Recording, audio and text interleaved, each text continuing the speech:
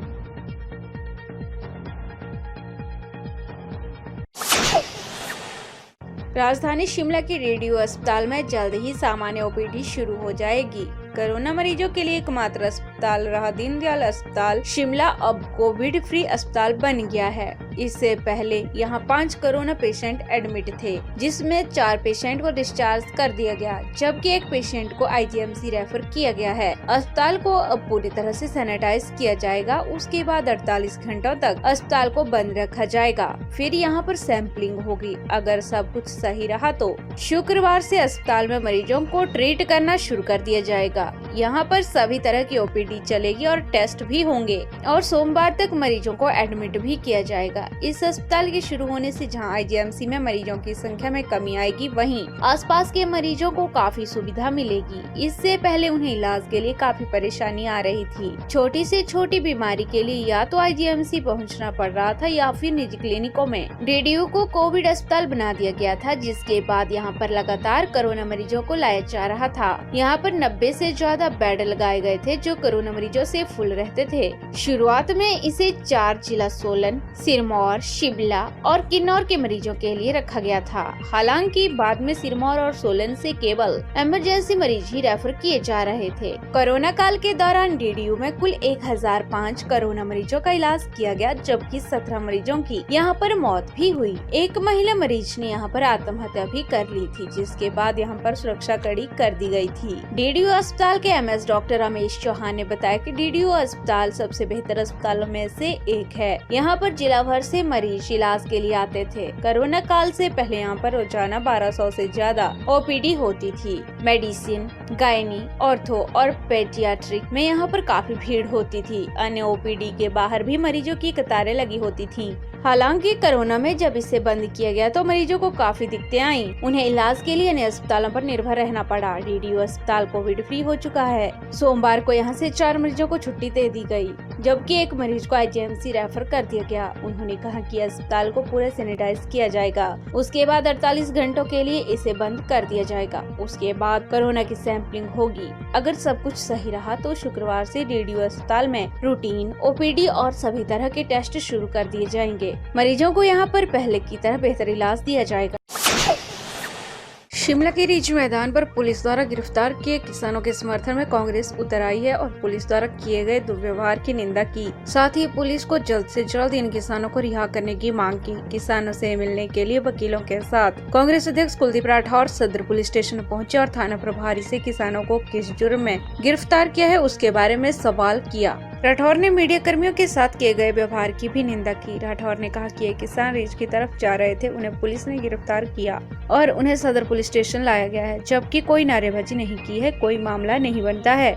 लेकिन पुलिस ने सरकार के दबाव में आकर किसानों को जबरदस्ती गिरफ्तार किया। उन्होंने कहा कि इन किसानों के साथ कांग्रेस खड़ी है और इनको नहीं छोड़ा जाता है तो कांग्रेस कोर्ट जाएगी। राठौर ने कहा कि किसानों की आवाज को हिमाचल सरकार दबा रही है। सरकार बारूद में चिंगारी लगाने का प्रयास कर रही है। हिमाचल में किसान शांतिपूर्वक तरीके से किसान बिल का विरोध कर रहे हैं। यदि सरकार दबाव बनाने की कोशिश करेगी तो सड़क पर उतरकर प्रदर्शन करेगी। प्रदर्शन के दौरान मीडिया कर्मियों के साथ की गई बदसलूकी की राठौर ने निंदा की और दोषी पुलिस जवानों और अधिकारियों के खिलाफ कार्रवाई करने की मांग की। उन्होंने कहा कि मीडिया के साथ इस तरह का दुर्व्यवहार किसी सूरत में बर्दाश्त नहीं किया जाएगा।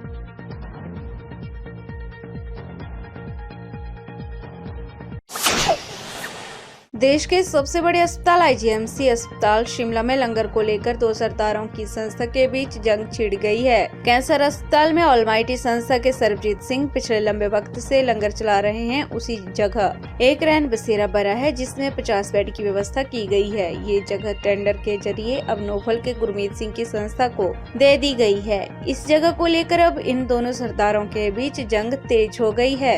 ऑलमाइटी संस्था के सरबजीत सिंह इस जगह को लेकर राजनीति करने का आरोप लगा रहे हैं। विरोध स्वरूप सरबजीत सिंह रिज मैदान स्थित अटल बिहारी वाजपेयी की प्रतिमा के सामने बैठ गए। उनका कहना है कि कैंसर अस्पताल में वह लंबे समय से लंगर चला रहे हैं। जो रैन बसेरा बना है उसको बनाने में उनका बहुत बड़ा योगदान रहा है, लेकिन अब इस जगह को गुपचुप तरीके से टेंडर के माध्यम से किसी और को देना गलत है। यदि सच में दूसरी संस्था वहाँ रैन बसेरा चलाना चाहती है तो वह बेड तक देने को तैयार है। उधर नोफल संस्था अध्यक्ष गुरमीत सिंह का कहना है कि उन्हें टेंडर के माध्यम से ये जगह अलॉट हुई है, वे उस जगह रैन बसेरा चला रहे हैं। इसमें राजनीति का कहीं सवाल नहीं उठता है। वह भी जन सेवा के भाव से आईजीएमसी में काम करने जा रहे हैं।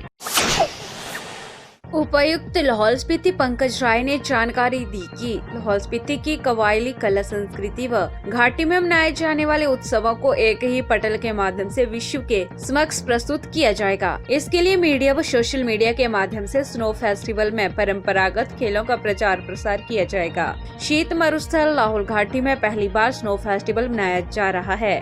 25 जनवरी को हिमाचल प्रदेश को पूर्ण राज्य का दर्जा मिला था। इस शुभ दिन ही तकनीकी शिक्षा मंत्री डॉक्टर रामलाल मारकंडे जिला मुख्यालय केलांग में विंटर फेस्टिवल का विधिवत शुभारंभ करेंगे। हर घाटी व गांव में स्नो फेस्टिवल की धूम रहेगी। ग्रामीण अपनी अपनी संस्कृति अनुसार इन उत्सवों का आयोजन करेंगे। अटल टनल रोहतांग ने जनजातीय जिला लाहौल स्पीति की लाहौल घाटी व चंबा जिला की किलाड़ घाटी के लिए समृद्धि व खुशियों के द्वार खोल दिए हैं। लोगों के लिए अटल टनल रोहतांग वरदान साबित हुई है। लाहौल घाटी के फागली, हालडा, लोसर, कुंस, जुकारू, गोची, पुन्ना, लामोही जैसे प्रमुख त्योहार हैं। सभी त्योहार सर्दियों में ही मनाए जाते हैं और हर जगह इनके मनाने का रिवाज अलग अलग है। पहली बार इस महोत्सव के माध्यम से लाहौल की समस्त घाटियों की सांस्कृतिक विधाओं को एक दूसरे से एकीकृत होने का अवसर मिलेगा। एक ही त्योहार के अलग अलग रिवाज होने का कारण भारी बर्फबारी है। इन त्योहारों के दौरान तीरंदाजी सबसे आकर्षक व रोचक है। गोची उत्सव में यह खेल सबसे अधिक लोकप्रिय है। डीसी लाहौल स्पीति पंकज राय ने कहा कि हर साल घाटी के लोग सर्दियों में विभिन्न त्योहार आयोजित करते हैं, लेकिन इस साल लाहौल स्पीति प्रशासन इन सब त्योहारों को एक मंच पर लाने जा रहा है। यह स्नो फेस्टिवल लगभग 2 महीने चलेगा। हर गांव में पहले जैसे ही उनकी संस्कृति के मूल स्वरूप में ही इन त्योहारों को मनाया जाएगा और इन सभी त्योहारों को मीडिया व सोशल मीडिया के माध्यम से देश विदेश तक पहुंचाया जाएगा। आने वाले समय में हर त्योहार को पर्यटन से भी जोड़ा जाएगा।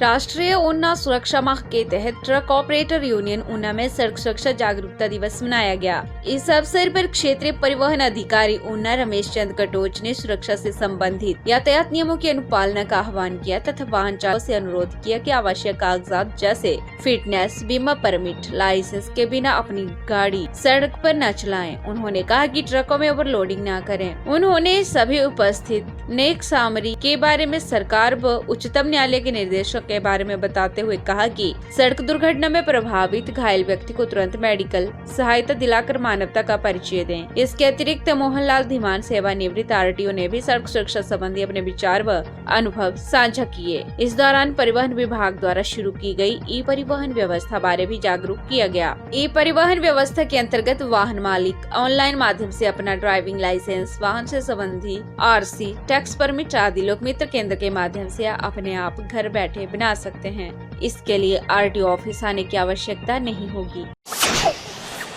नेहरू युवा केंद्र ऊना द्वारा विकास खंड हरोली के गांव ललड़ी में स्वामी विवेकानंद की याद में युवा सप्ताह मनाया गया, जिसमें आदि शक्ति युवा क्लब ललड़ी के स्वयंसेवियों ने गांव के बुजुर्ग व दिव्यांग लोगों को उनके घर से मतदान केंद्र तक और वापस घर भी सुरक्षित पहुंचाया। राष्ट्रीय युवा स्वयंसेवी कामांशु प्रभाकर ने हरोली विकास खंड के युवाओं को ऐसे कार्य करते रहने के लिए सराहा और प्रेरित किया। उन्होंने बताया कि युवाओं के एकजुट प्रयास ही देश को उज्जवल भविष्य दे सकते हैं। उन्होंने कहा कि हमें युवा शक्ति का सही इस्तेमाल करना चाहिए।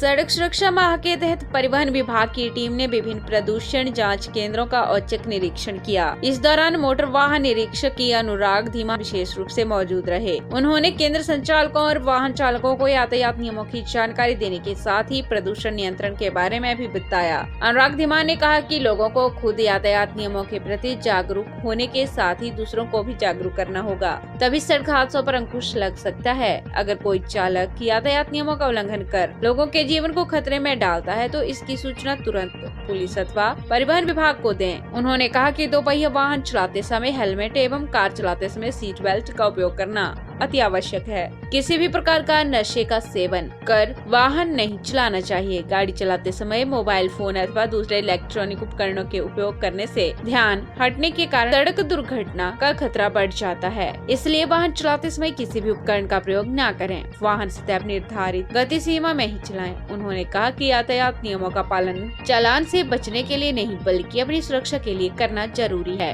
क्षेत्रीय परिवहन अधिकारी चंबा ओंकार सिंह ने बताया कि आरटीओ कार्यालय चंबा के समीप भी जागरूकता अभियान चलाकर वाहन चालकों में पंपलेट बांटे गए हैं। सड़क सुरक्षा माह के अंतर्गत रोजाना जागरूकता कार्यक्रम आयोजित कर लोगों को यातायात नियमों के प्रति सचेत किया जा रहा है। उन्होंने लोगों से यातायात नियमों को अपनी दिनचर्या में शामिल कर उनका पालन करने का आह्वान भी किया है।